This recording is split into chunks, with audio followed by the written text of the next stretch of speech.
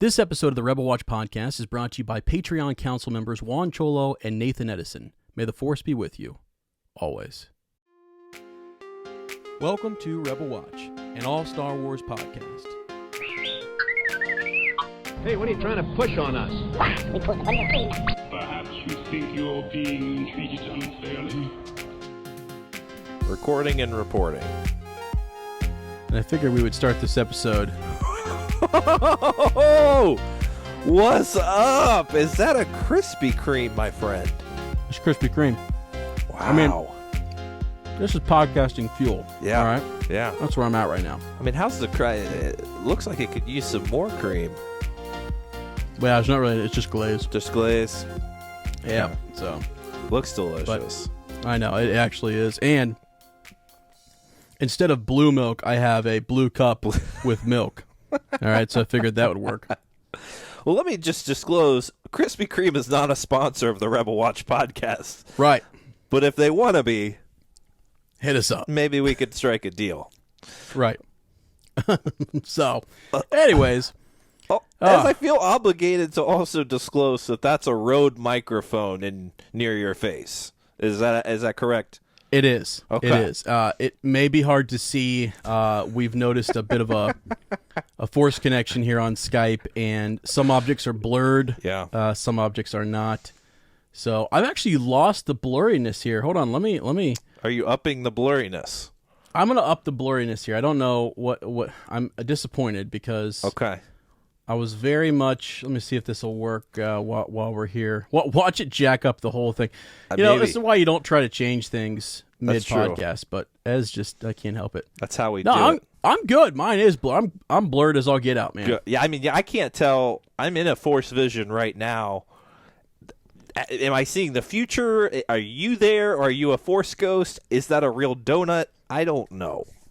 Looks like a spaceship when I bring it into the. I mean, into it's the funny camera. because it blurs out every other second. So it's like, what's he putting in his mouth? Oh, it's a donut. I thought about eating it into the shape of like an actual freighter or something, a cruiser. You know, Please do that. I'll work on that throughout the podcast. We'll see. See what you come up with at the end. I'll see what I can come up with. But no. Hey, so friends, welcome. Yeah. Welcome to Rebel Watch. We're glad that you're here. We would like to mention that today's our actual sponsor today is Adam Dyson. It's actually not Krispy Kreme. Absolutely. Unless he, owns and or works for Krispy Kreme, maybe. He hasn't disclosed that yet. Well, you know what? I mean, I guess he sponsored the donut itself. Yeah. So we'll just call it the donut. I don't know. He's literally, feeding Ezra as we speak. Yep. Thank you, What Adam. Somebody needs to. I need Adam to show up and dab my forehead here a little bit as I, I'm up here in this sweat box of a little podcasting studio. That might be a whole nother tier on Patreon. I don't know. Could you imagine? Yeah. You just see this random arm like reach in through the shot. Yeah, you don't have to pay anything. You just have to live with Ez. Yeah. And you're the automatic top tier. Oh, that's hilarious. Yeah. Make sure that the glare on my glasses is right and all that good stuff. So yeah, that would be fantastic. Essentially just directing the podcast Wow. is what you would be doing. Yeah. Whew. So anyways, thanks to Adam. Appreciate his sponsorship. And if you'd like to be a sponsor of the show, make sure you hit us up on patreon.com/Rebel Watch. Absolutely. But all right, my friend. So what are we talking about today? Like, what's going on? Well, we've been out of the game for a couple weeks, just dealing with life, but we're back, and a lot's happened since. True. Apparently, there's a Knights of the Old Republic movie in production. Right. So we'll talk about that. We also know what's coming next in Star Wars after Episode 9 in 2020, where apparently the Benioff and Weiss from Game of Thrones are going to be really first out of the gate after the Skywalker installments end. So we'll see what they have to offer. Yeah. And then I think at the end, as we're going to talk about what we've wanted to talk about since it was revealed, and that's the Vanity Fair preview of The Rise of Skywalker. Some epic epic photos. I was actually kind of surprised by what they've revealed, but we'll get into that a little bit later. Yeah, it's fake. It's all fake and staged. That's all there is to say about it. Fake set, fake everything. It's not happening. Jiminy. That would be great. That would be great. It'd be terrible, but yeah, law on the plate. Well, let's see here. So, Knights of the Old Republic, huh? So there's a. Is that then? It's reported. I think BuzzFeed is actually reporting on that, and everyone's kind of jumped on it, saying that it's happening. That I can't recall the individual's name from a producer of Avatar and some other flicks has already written the script apparently for a trilogy.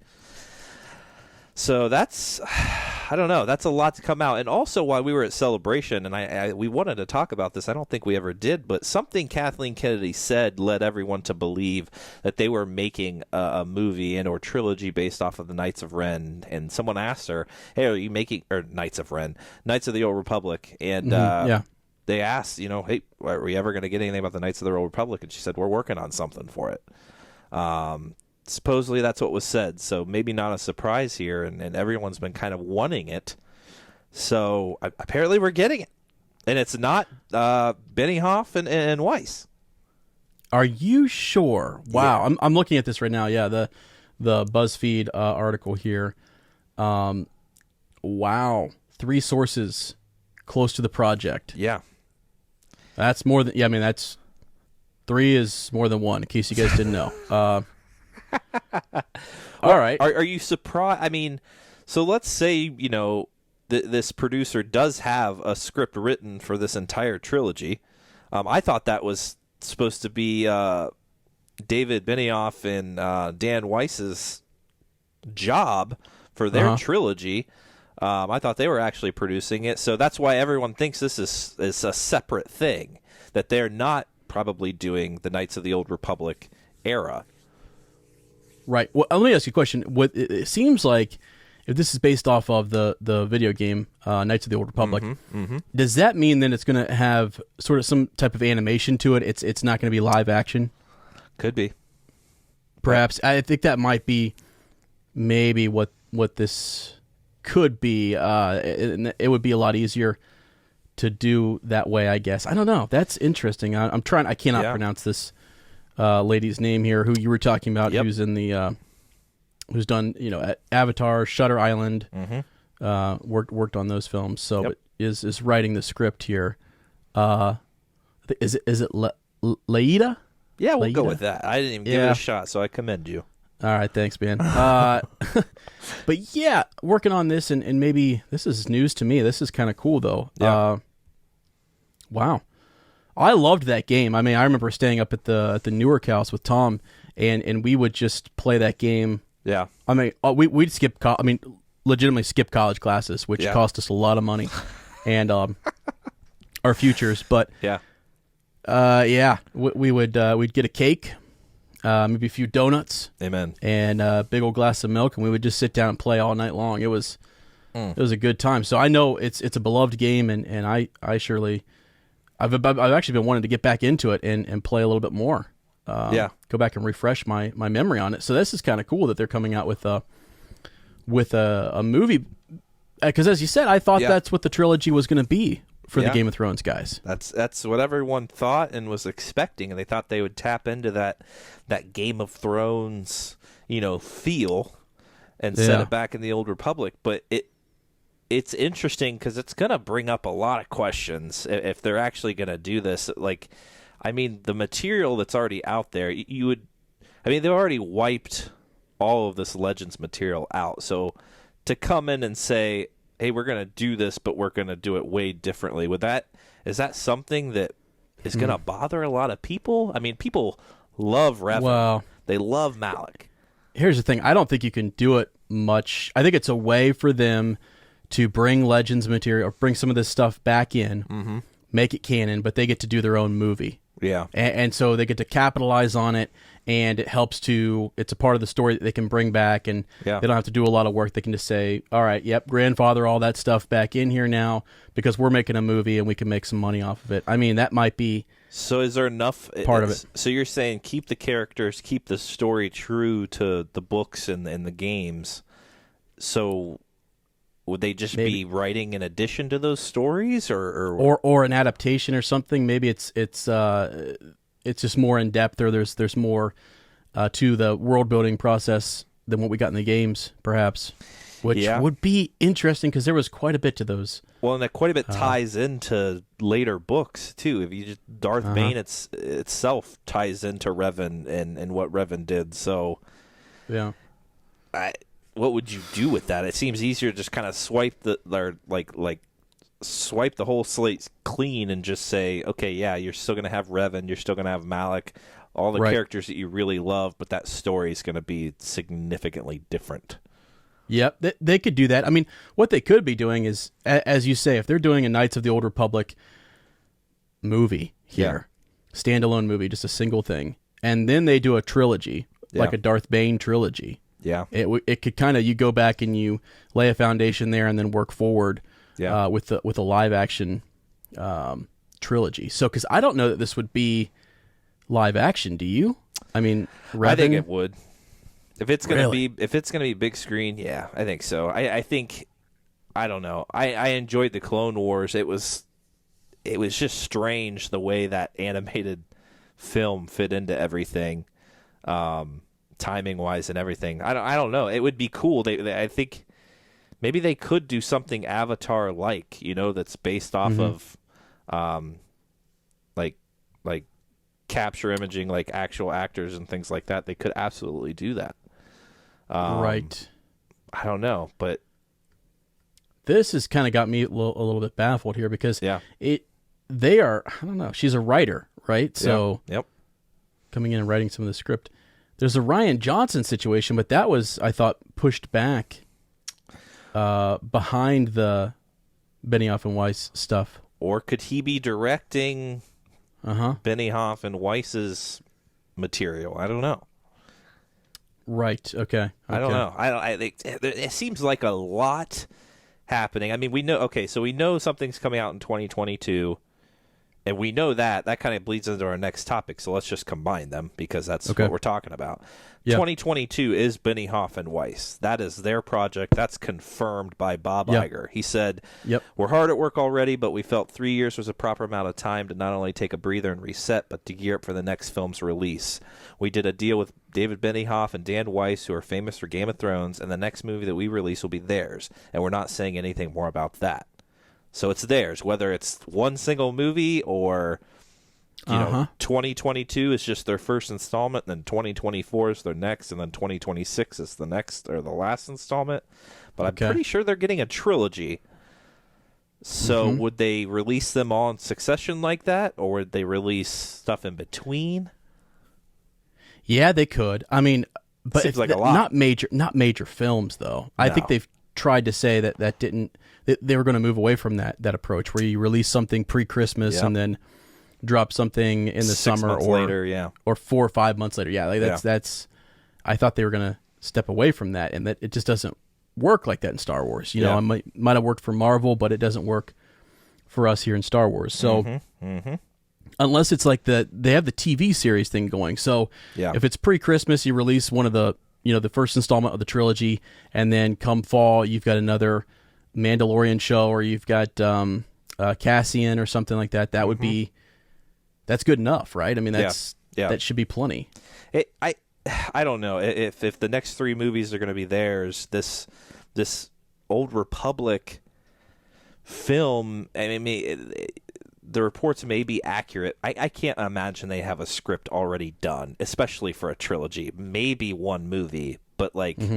A trilogy? No, there's no way. They're getting ahead of themselves. Then, if that's the case, they just need to do whatever this trilogy is that Benioff and Weiss are doing, make it happen, and make it good. At least they have a few years to get it done. It just seems it seems strange, doesn't it? Because but that's again, we set expectations that Benioff and Weiss were going to be doing an Old Republic trilogy, and that doesn't necessarily seem what's happening. And now I'm just completely confused because I've set those expectations for what's going to happen. Once again, just check it out the window. Let me see. So if they went back even further, though, before... before the Knights of the Old Republic, if they went back even further, I mean, they could still be working on something with Vitiate and some of the Sith Empire and stuff like that. I mean, that would be radical. That could be... Or like the literal beginnings of the Jedi and the Sith. That too. That would be cool. That could be kind of lay that foundation, and then you have a movie about the Knights of the Old Republic. Yeah, that would be kind of cool.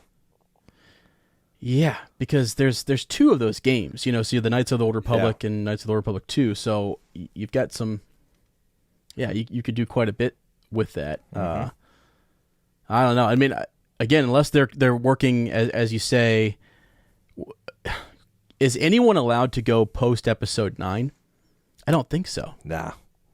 Put a cap on that. There's no way. No way. Way. Like, would they be allowed to go to a different... No, that just would not make sense because I know that they're ending the Skywalker saga. Yeah. Maybe they do pick up with a whole new, and maybe the Skywalker saga is over, and then wouldn't that be? I mean, that would really that would throw people for a loop. It would. But can you imagine though that they would so quickly just do that, just cap the Skywalker installment, and then just pick up where that left off with something else? Don't you feel like they would let some time pass, and then even if they're not going to come back to those characters, right? Give it some time to really settle. Because with that logic, if we're saying they are going to cap it, it makes sense that Benioff and Weiss would do more of an origins of the Force type, story, and then the Old Republic kind of scenario can play off of that. I really like that. Yeah, I do too. But since we don't know, Ed starts to think that would be crazy if they just picked a new batch of characters 100, 200 years after the end of episode 9. That would be wrong. I think that would be a mistake, and that would be wrong. But I don't know. We'll have to see. We'll have to see what this is about, because it just makes you think that they're connected. There's got to be some connection. If they're going back and they're doing Knights of the Old Republic, and you've got the trilogy coming, there's so much room there. There's thousands and thousands of years to work with there. I don't know why you wouldn't go do that. You can tell so many stories in one of those eras. It's just it seems silly not to go back there, and you can do so much more with it. I just feel like you could go back to the prophecies. We've been learning about stuff out of Master and Apprentice, the prophecies there. Go back and show us some of that stuff, or where those came to be, or how they came to be. Or, and I think a lot of this depends on episode 9, because what if we learn something in 9 about the Force, and the Force's like origins, or the Jedi and the Sith? We learn something at the end of that, and it's just like changes the way we think about things. And then once the Skywalker installment ends, we go back and we find out how that started, and we can build off of that. And then maybe with some time, come back, bring Rey back, bring Finn, bring Poe, bring Kylo, and let's continue on with that at a later time. Yeah, exactly. That would be really neat. I don't know, man. Because there's so many things that they could do with. We've never seen the Sith on the big screen have like a huge army, like an army of Sith. Imagine that, like the battles that we read about in the Legends books and we see in the video games. You've got this whole Sith Empire fighting the Old Republic and the Jedi trying to wage war against them and stuff, or to.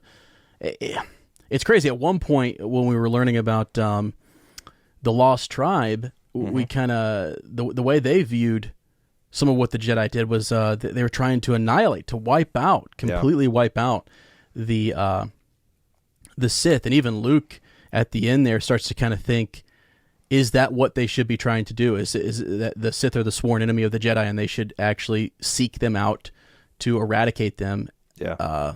Is that the Jedi way? Yeah. But So that's a cool little thing to have up on the big screen, and I think it would be awesome if they went back even before the Knights of the Old Republic and did something and then tied it. But my question is, when is that Knights of the Old Republic, supposed to be? Is it a trilogy, or is it just is it not a trilogy? Is it a standalone? I feel like there's some... They could be working with her. That could just be the tie-in, that she's working with them as a writer. There's a bunch of producers on it. It could be, yeah. I mean, maybe she I don't know. I don't know, man. Because they can write, they direct, they produce, they do a lot of different things. So maybe while they've been working on Game of Thrones, they, she's been writing some of this script for them, and we're set to go with the Knights of the Old Republic. I'd be fine if they were the guys running Knights of the Old Republic. True, and maybe they're like the executive producers. They are going to see out. They're going to see through these 3 films. Let's say, they do have a trilogy, and she's writing the script for the first one, and they are maybe not necessarily. We don't know if they're directing them or not. I mean, I think they directed Game of Thrones, didn't they? I mean, they did. So they could be, just producing the whole thing and making sure that the story is, makes sense. And that's because that's the one thing. If you have someone that has an overall idea, and this is kind of what they messed up in the sequels, someone has this overall idea, and then you can have writers, creating that story within that idea. Yep. Maybe that's what they're trying to accomplish here. And so they could very well all be working together. Yeah, I think that would be... It makes sense. It would make sense. And as you say, that was one of the issues I think people have with bringing in new talent for every movie. You have to have some... I know story groups there and what have you, but someone's got to be there to really, really keep eyes on this and see it through and through and have a project, a vision, a start and an end. Yeah. So hopefully that's what their role will be. We had a good discussion on Patreon, you and I, about these guys and the response that has... the mixed response that took place at the end of Season 8 in Game of Thrones. Yeah.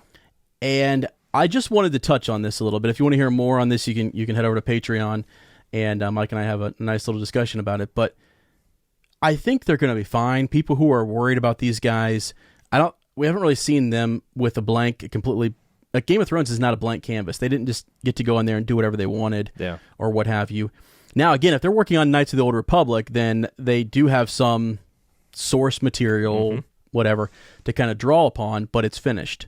And the issue that they have with Game of Thrones is it's not finished. Yeah. And they had to kind of see it through and figure out ways to wrap it up and end it without any of that source material. So there's where the issue's at. And even though they were given the ends of the story, they don't really know how the characters are supposed to get there. And so they themselves have to figure out how those characters end up in that position. So I'm trying not to spoil any of Game of Thrones, but I know people are worried about them coming to Star Wars, and some people are even worried about one of the lore master going into Lord of the Rings TV show and stuff. So people are worried about it because of all the drama that's surrounding Game of Thrones right now, and the hype and the mixed reactions that we've gotten for Season 8, but I wouldn't worry about it as a Star Wars fan. I think they're smart, intelligent guys, passionate. They want to tell a good story, and I think they'll be good for something with the Old Republic or Knights of the Old Republic. So we could potentially be in, I don't know, maybe a new age of Star Wars where, Marvel's done it pretty successfully. They have all this source material. They pick and choose what works best to support the story they want to tell. You have Game of Thrones, I think somewhat did that, right? Like, how closely was the story in the show with the book? I mean, was it pretty much page for page, everything was followed the script? Well, the first... Kind of. I mean, there's so many characters in the books that they had to kind of cut out and merge storylines, but it followed it pretty well, and it was, their adaptation of it, I guess, for TV. But yeah. So it was pretty close. It was they had their own nuances and things that they added elements, but yeah. Well, they used a lot of the dialogue from the books and what have you. Well, so maybe this new age of Star Wars is something like that. Like, it's a nice kind of hybrid of that. Star Wars hasn't really had, I mean, you can look at the sequels and say, oh yeah, they took some of what George Lucas had in mind, but like they didn't take a George Lucas script and go off of that. They No. got rid of all of Legends and said, we're not doing any of that. They took some Force abilities, or they took, some arcs that fit. But this, we have a lot of rich material. You have a game. You have multiple books. Like comic book series. Yep. Yeah, there's so much there that they could pick what fits best to support their story. We could be in a new age of Star Wars, to be honest, that we've never really experienced before. Yeah. Well, as you say, it is kind of neat. And when we were talking about The Mandalorian, the idea that to make that feel more like Star Wars, they actually did pull from Legends, and they did pull from some of the original, creatures and characters and what have yous. So that's pretty neat, and it makes it feel more air quote Star Wars. So why wouldn't you do the same thing when you're in the Old Republic and you have all that original source material? Yep. So absolutely. I think it'd be kind of neat. It would be a neat blend, and then you can take things that you've already seen what sold and what was popular and what was liked by the fan base. You can take those things that were good and the things that weren't so good. You can tweak, develop, and kind of tease out a little bit more. So take something and make it fit into what we know as Star Wars now and canon, and that could be cool. That it has what Revan's actions, influencing. I don't know. Kylo Ren, something he learned from the old books or holocrons from Revan. Like, you could make those connections to support the new canon, which would be be crazy. Fascinating, right? Like, you still get Revan, you still get his story, his history, going dark, coming back to the light. Like, that could still be supported, but also it could support the later stories. That would be fantastic. Well, one of the things with the prophecies in the Master and Apprentice series that I thought was so cool is that you make all of those former Jedi Knights and those the seers and those that were having the visions relevant. Yeah, they mattered. They influenced things for a millennia, for thousands of years, and so that's kind of cool. And they influence a Jedi Knight that we know and love. So I care about those characters. I don't know who they are, but I'd love to learn more about them eventually. Yeah. So that's kind of how you do it, right? Absolutely.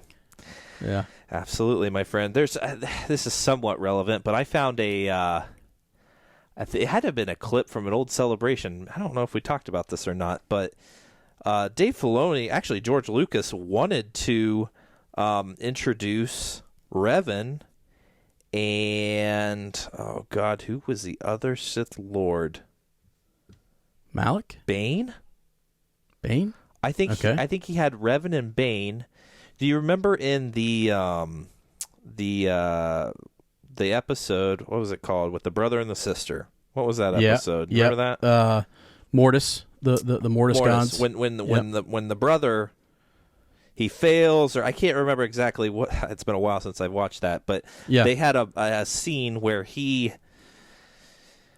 goes somewhere and he finds access to, it almost look like a cave, and he meets like the almost kind of like the ghost of Revan and Bane, and they talk to him, and Lucas wanted to introduce them into Clone Wars, and there's a special. It had to have been a Celebration, because Filoni talks about it, and they eventually they just decided to scrap it. But the rough graphics are there, and all the voiceover and stuff is there.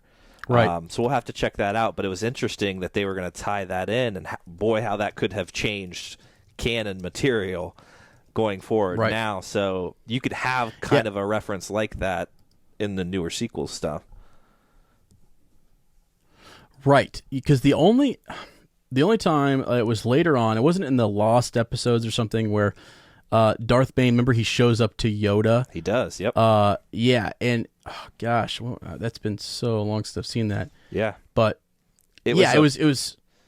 Go ahead. Yeah. Well, it was an image of Bane, like, so he was seeing Bane, but wasn't he kind of uncertain whether it was actually, or was that Sifo Dyas? No, it was. No. It was Bane. You're right. It was Bane. Yeah, and it's when he goes to learn about how to become one with the Force. Yeah. Yoda is learning that from Qui-Gon. He goes to the Celestials or not Celestials. He goes to the center of the universe or the galaxy, and but he has several stopping points, and along the way, he goes back to the Sith homeworld and runs across Darth Bane.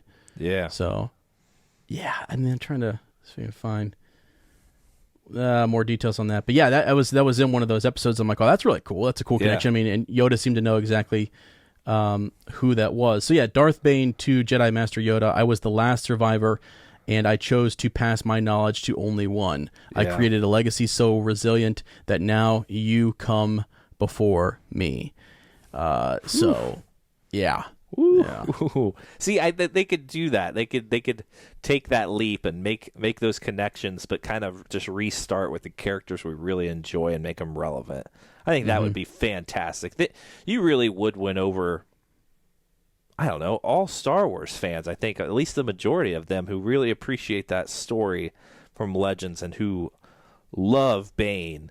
And they love Revan. They love those stories, and make it connect, man. Make it work. Hey, right here, you're absolutely right. This page must have been updated recently. Yeah. But they talk about Yoda goes to Korriban, he's trying to learn how to retain his identity after death and how to become one there with the Force. He approached the Valley of the Dark Lords. And that's where he's in this tomb. That's where he encounters Bane, a giant smoky figure, what have you. But as you said, behind the scenes, Darth Bane, similar to Darth Revan, was initially set to make an appearance in the Clone Wars television series episode Ghosts of Mortis. Yes. Revan and Bane were originally supposed to be the influence behind the son's evil deeds. Yep. The scene was created, however, George Lucas chose to delete it because it conflicted with his idea of the Force. Bane made an appearance later on in the series finale, Sacrifice. Yeah. Okay. There's a great YouTube clip about it. You gotta go watch it, folks. Go watch it. Here's a cool little nugget. In that episode, he was voiced by Mark Hamill, the actor who played Luke Skywalker in the original Star Wars films. That's cool. So cool. Yeah. But when I was I couldn't believe it. It was such early on in production, so the animation isn't great, but I was just like, man, how that could have changed things if Revan was canon in there. And I mean, but they can do it. They can do it now. They can, if they want to. So, right.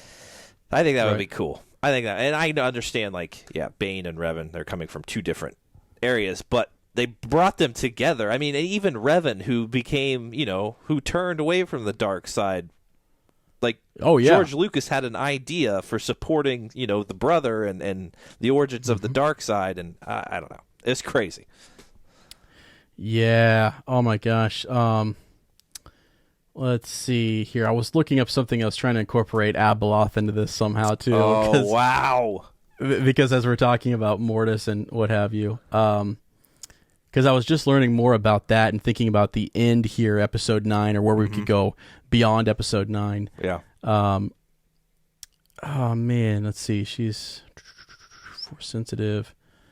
Yeah, I'll have to get back to you guys on some of that connection, because they go into at the end of the Fate of the Jedi series more about the Mortis gods and more about what role they played and how Anakin was supposed to take the place of the brother, and it's just really trippy to kind of think about, and to think about the power that they unleash on the galaxy and how they're held back.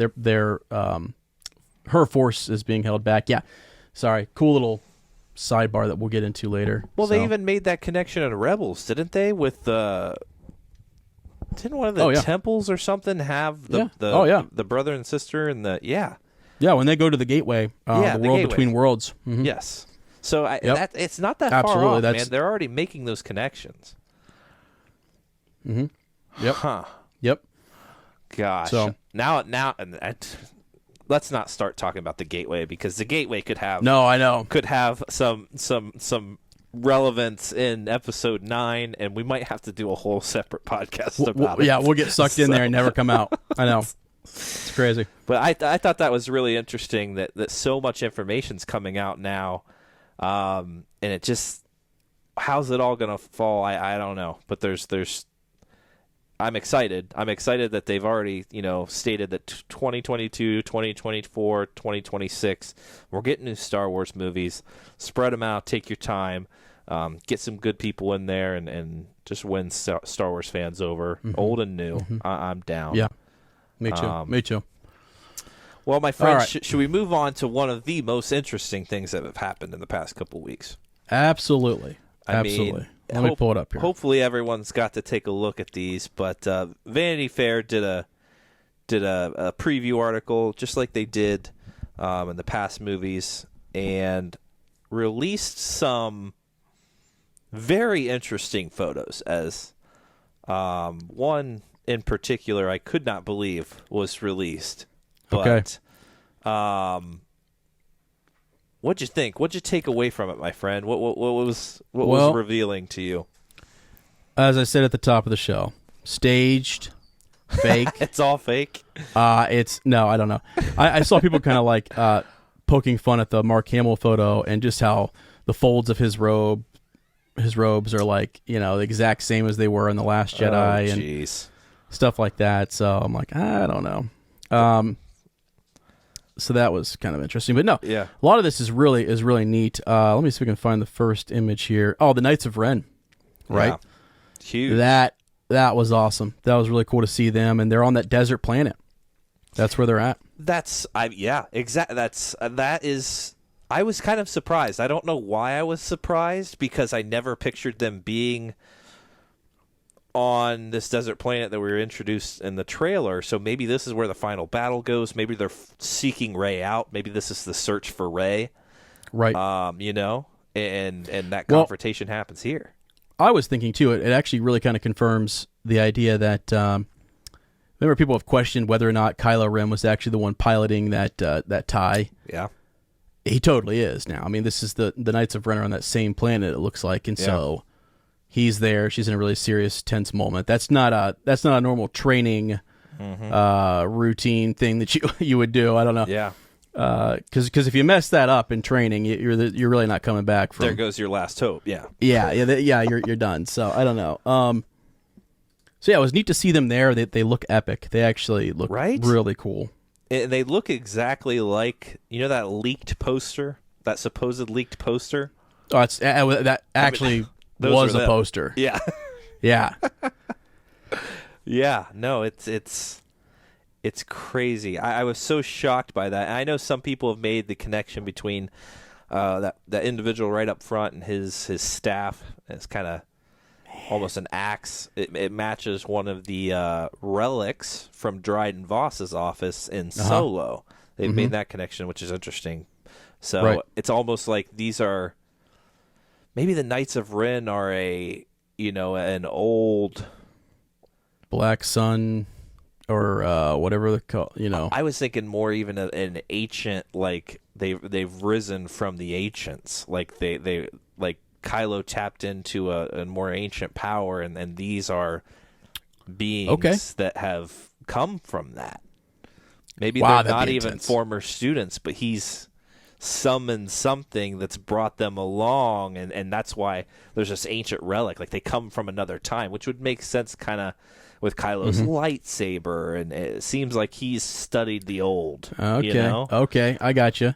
That's kind of neat. I mean, it would be, because we've always wondered like who takes the place of Snoke, and who's the big baddie now, and there's Palpatine's laugh going on, there's the Knights of Ren, Kylo Ren himself, so yeah, I'm just glad that they're back. I know someone made a connection, we'll see later, when they're fighting what looks like on the Death Star, and there's the rain or the waves are crashing around Kylo and Rey. Yep.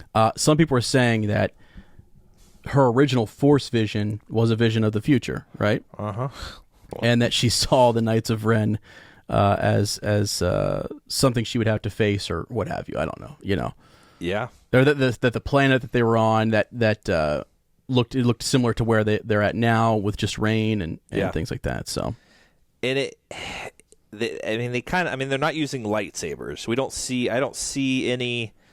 I mean, there's one potential weapon, the guy there on the left, that looks like he it could be a hilt of some sort, but I see swords. I see, grenades. I see things that, you could have our other heroes fighting. You could have Finn fighting these guys.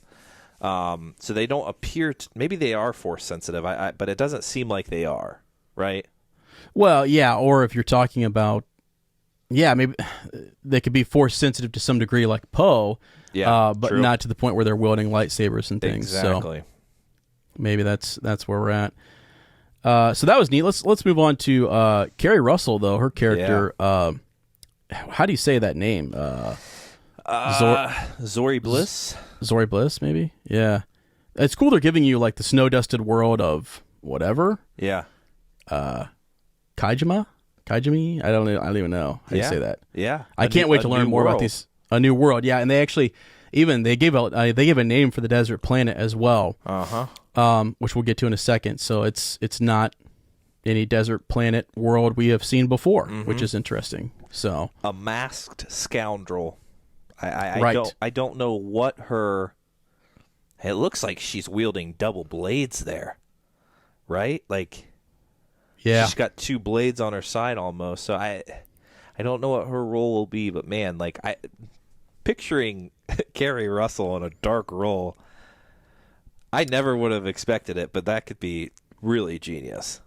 I don't know why I don't expect it. I haven't seen The Americans or anything. Maybe she's terrible in that, but yeah, I watched her growing up on Felicity. You know what I'm saying? So this is going to be real interesting. Right.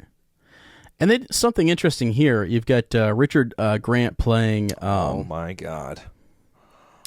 Playing a general from. Is it the Allegiant?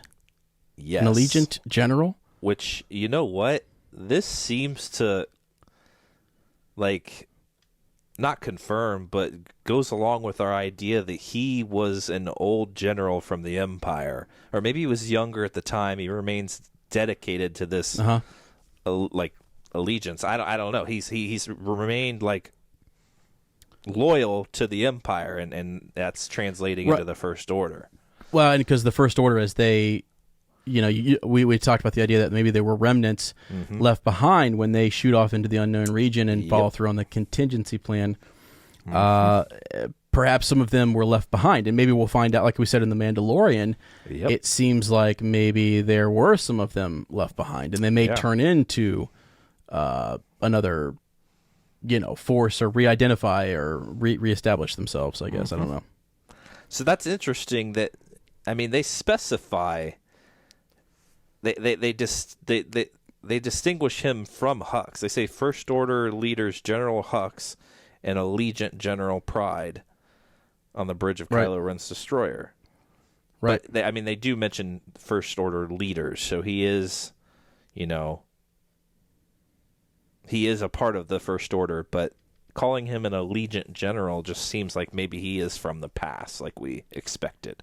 Which is fantastic. Like bringing in the old guns, bringing in one of the loyalists to try to bring this down. Yeah, I like that. So that's pretty neat. What do we got next here? We've got a set photo of with Rey, Chewbacca, and C-3PO, and some crew. Right. Okay. Yeah, and so since most of our characters, it does look like it's going to be a pretty big battle or chase of some kind. It could even be towards the beginning, if this is sort of they're being chased around on this planet. I like and that. Maybe we weed out some of the Knights of Ren here along the way. Yeah, wouldn't that be a pretty sweet introduction to them right off the beginning? Like they're just being on the run by the Knights of Ren. Right, they've stolen an artifact that they need or something, and it's, Because if you think about it as, like, they're going to have to really get to it. You got, now we confirmed the Knights of Ren, they have to be introduced now. Why not throw it at the beginning? You got, Admiral or General Pride. You still have Hux. You still have Kylo. And then the Emperor? Like, that's a lot of villains in one, so I think you're onto something right off the bat. Throw them at them. Yeah, they're going to have to be we'll have to pick up mid, sort of something's happened. Yeah. And we may even see that in in the crawl, they may tell us what's going on. Is that great point? Rey and her team have been searching for whatever it may be, to help them along the way. Maybe they are on back on Jakku seeking the observatory. Yeah, well, yeah, that could be. Well, what's weird though is the planet. They actually give that planet's name though. Oh yeah, because I thought that originally, and I don't know. I have to find out where it's at here. It's in one of the photos in the captions, But yeah, we'll find it. We'll get to it. So you also have Finn. Yeah. Right. Is on an Orbach, and is leading some charge against the First Order. It looks like. So looks and awesome. he's with how do you say her name? New ally Jaina. Yeah. Yeah. Jaina. No last name provided. Nothing. Yeah. Right. Exactly. So that's pretty neat. I mean, do we add to the love triangle here? Is this a trap? What's going on? Yeah. I just love it. Celebration. You know, the way John Boyega was kind of playing it up, that he's basically he's free. You know, he's open. He's ready to mingle. So that's cool. Now, Ed, can I ask something here? I mean, this looks like these horses that they're riding. So this is what we saw in that leaked photo with the horses, and they had the motion capture stuff on their faces. Now, I recall, was it the Battle for Endor, or was it Caravan of Courage? Weren't the Ewoks riding horses? Was this accurate? Yeah, they were in the Caravan of Courage. Okay, so let's just say, I get, that's not canon, but could they be on Endor? Could they be riding these horses provided by the Ewoks? Yeah, I'm loving what you're saying here. I'm loving it. Right? I'm trying, because I'm almost positive they were on horses. Let me see if there's a name for those, though. If there's some Hardy special Orbaks. They call them Orbaks. Yeah. That would be awesome. I mean, would I love that? Absolutely, I would. I would love to see that they were working with the Ewoks in some way. But if you go to Wikipedia, they've already filled it in as a species, a horse-like creature native to the planet of Pasana. Okay. Yeah. Okay. So look up Orbach, and it's there. They've already got a little bit in there on these creatures. They rode them during the war between the Resistance and the First Order. That's all it says. Interesting. Yeah. Okay. So I mean, they could be native to that planet, but there's a I lot could of still native see- species that have been, I could still see Rey showing up to the council and saying, "How do we defeat these guys?" And the Ewoks giving them some guidance. Right. And then With the horses and this is how we did it. Maybe you guys can draw from that. Yeah. Yeah. Deej up there and a kite, I don't know.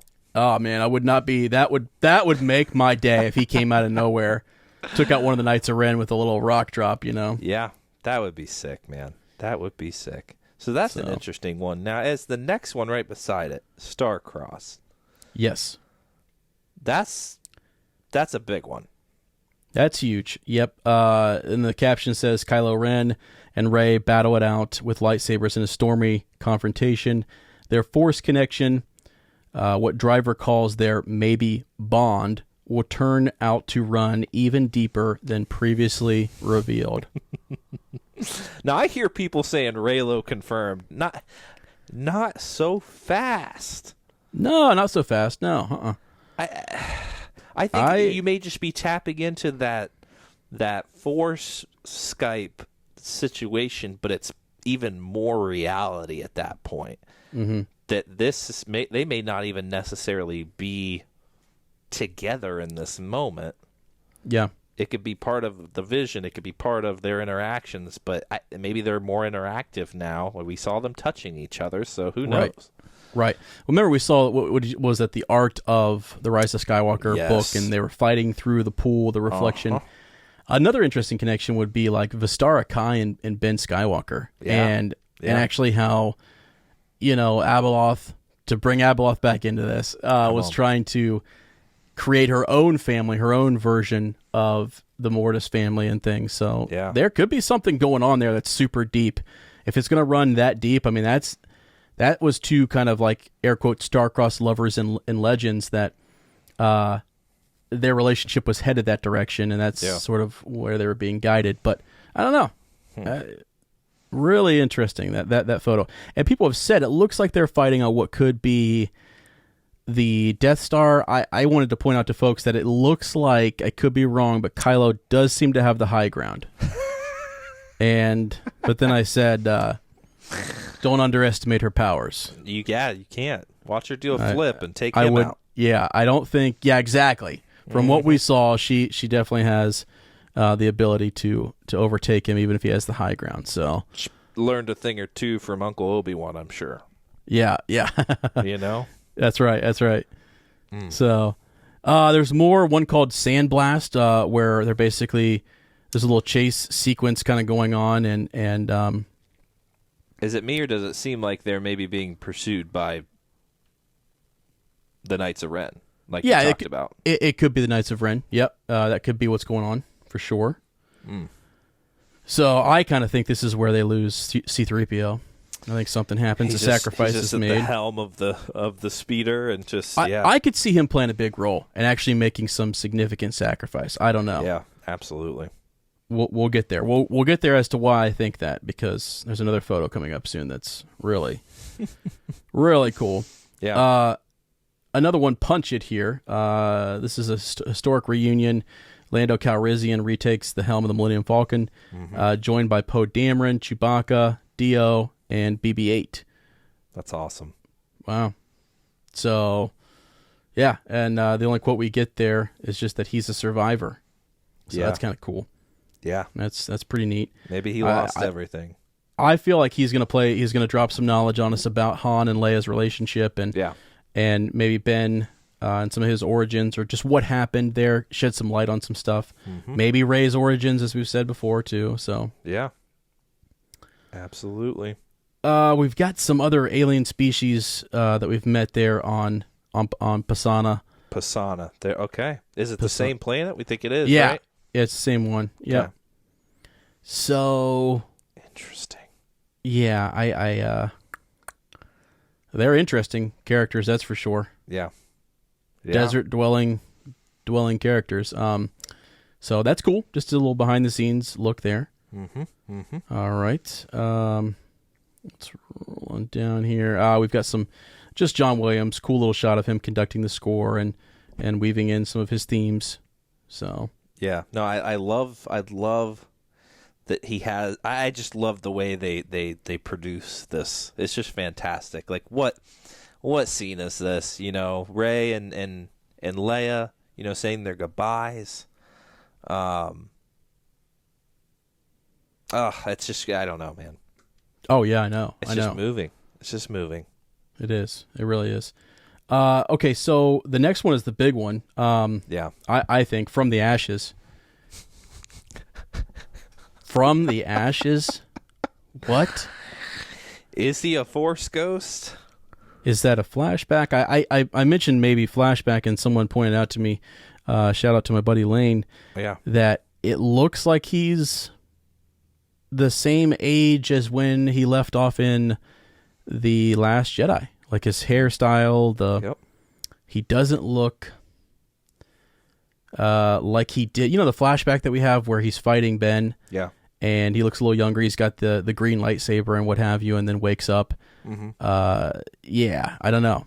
But it almost looks like, you know, when the burning of the Force tree happened, it looks like they could be almost that scene, right? Like what happened immediately after he was sitting there with Yoda? I don't know. But he's with R2. That doesn't make sense then. Oh my, wait a second.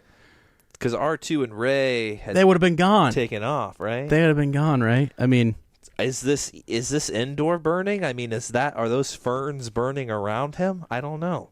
Unless he spoke to R2 right before R2 left and gave him a mission. Yeah, wouldn't that be sick? Wouldn't that be crazy? If he told R2 to do something and I mean, or is he gonna? Yeah, because he does. He kind of watches. Here? I don't know. He watches him. I don't know. He watches them leave. Yeah. So, but man, why is R2 standing with him? Yeah. Why is R2 there? I think it's fantastic because they have only had minutes together, less than minutes together in this sequel, Yeah. So I'm all for giving them some time to do some things together, Me too. People talk about Rey and BB-8 and what a great interaction that was in The Force Awakens. And I will tell you, most of the originals, some of the best interactions were between Luke and R2 and then R2 between C-3PO. So and it could explain C-3PO being gone too. I know they've been separated for much of the sequel, but maybe C-3PO's made a sacrifice and R2's now with his old friend. Yeah, I actually that could be. But the thing is and people have said, well, clearly it's just not. There's no post-production yet, and there's no Force glowing situation going on. Why wouldn't there be? Which is fine. This is either a flashback or maybe there's going to be. And if you believe that's a Force ghost, why is R2 there? Is my question. So if he's supposed to be a Force ghost, R2 standing next to him, unless it's just sort of R2 rolled up and then a Force ghost appeared next to R2, which could be. That could be. R2's there, and the next thing you know, you see a Luke kind of come into an embodiment of Luke show up. Would be cool. Yeah. Why next to R2? I don't know. This looks like ferns burning. I think they're on Endor. I think this is a part of the final culmination of a final battle. You know what I'm saying? And let me look at let's read the description too, because I think there's a lot here that's not really. It doesn't seem like there's much to talk about, but it feels like there is. Mark Hamill as Luke with R2-D2. Speculation is rampant about who will rise as the Skywalker of the movie's title, and how that choice will reflect the way the world has changed since Star Wars debuted in '77. Could you imagine? Could you imagine if he were to rise? I just don't. It wouldn't fit for me. I wouldn't really understand it. They have to really explain it to me. But if he rose to fight the Emperor or something, and let's say the Emperor comes back, and it's one of those things where he has to journey back. Yeah. And he's sent back maybe by portal.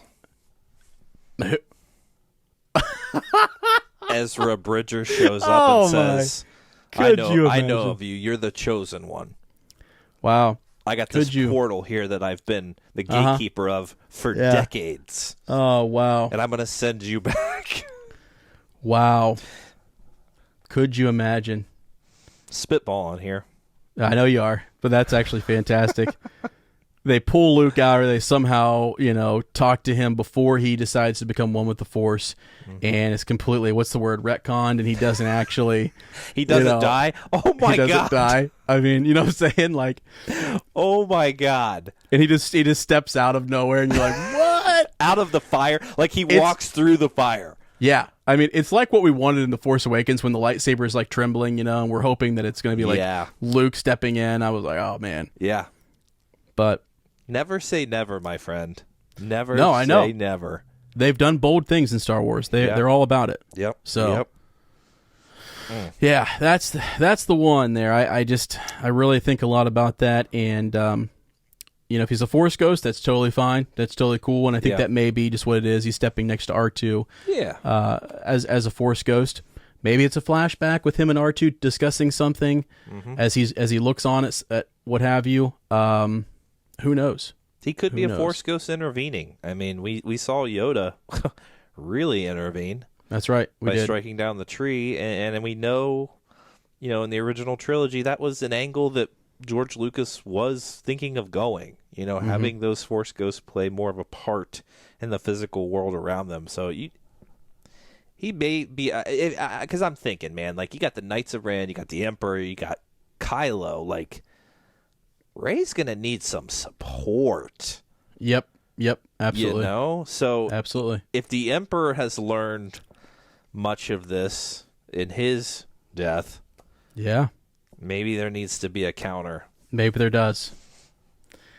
It would be epic if all of a sudden the Emperor came back and there was something that she just couldn't handle. Yeah. And then Skywalker just shows back up. It's like right through the whoa. fire. I think that would be sick. Have That'd be him walk awesome. through the fire with R2. That would be so sick. Is there something that R2 would be there for to just? Because look at Luke's face. I know. He's determined. He's focused on handling something. Right. Is he teaching? Is he confronting something? Maybe he says I'm this baffled. is the final lesson. I'm baffled. I mean, because R2 is kind of raised now, right? I mean, isn't that? See, I never really made that connection. They have. I mean, BB-8 is Poe's and it spends a lot of time with kind of everybody. Starts off with Rey, and then I don't know. It's all over the place. Really, I don't really know who the droids. Yeah. Because we knew that like C-3PO was with Leia, and we knew that R2 was with Luke, even though they both start with Luke. I don't know. Yeah. So,